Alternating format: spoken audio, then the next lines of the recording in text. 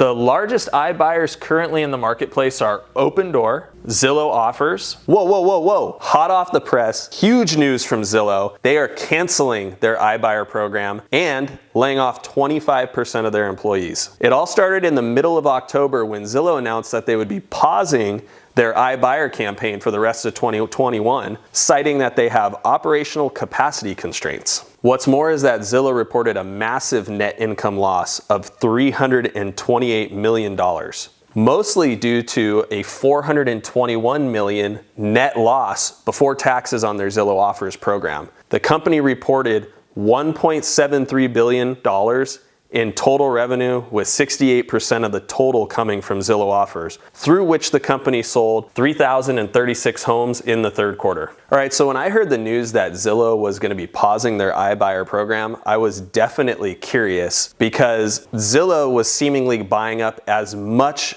property as they possibly could for the last year. So it definitely perked my curiosity as to why they would be pausing the program. After doing a little bit more research and really looking back at all the homes that Zillow had bought and sold or relisted in my market, I quickly saw that they were buying homes for, let's say, $1 million, and they were listing them for less than $1 million after putting improvements into the property like LVP, luxury vinyl plank flooring, or painting cabinets or changing some vanities.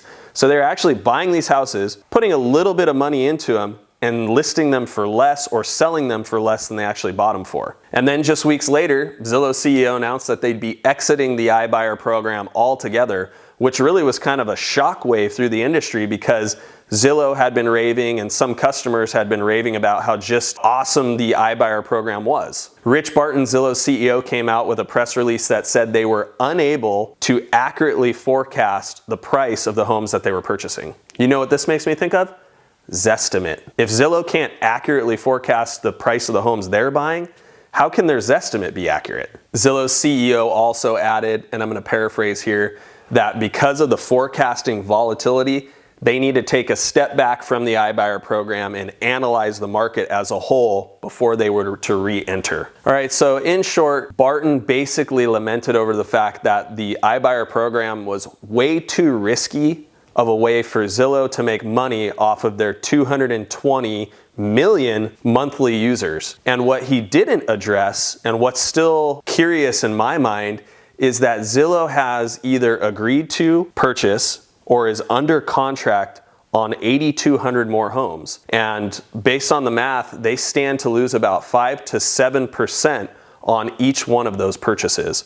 So how is that going to play out in the company's future? Some people might be wondering, hey, if Zillow pulled out of iBuyer, does that mean the market's going to crash? No. As the CEO stated, it was their miscalculation on how they were forecasting homes. And that's what ultimately is going to cost them millions of dollars. So will this affect you or your home? Chances are no. There are still many companies that are out there doing the iBuyer if that's the route that you want to take. But just remember, there are a lot of fees that go along with the iBuyer program. And if you're just selling your house to an iBuyer, you're limiting yourself from all the exposure that you can get from putting the home on the open market. If you have any questions about this, reach out to me. I'd love to be a resource for you. Thanks so much for watching, and I'll see you on the next one.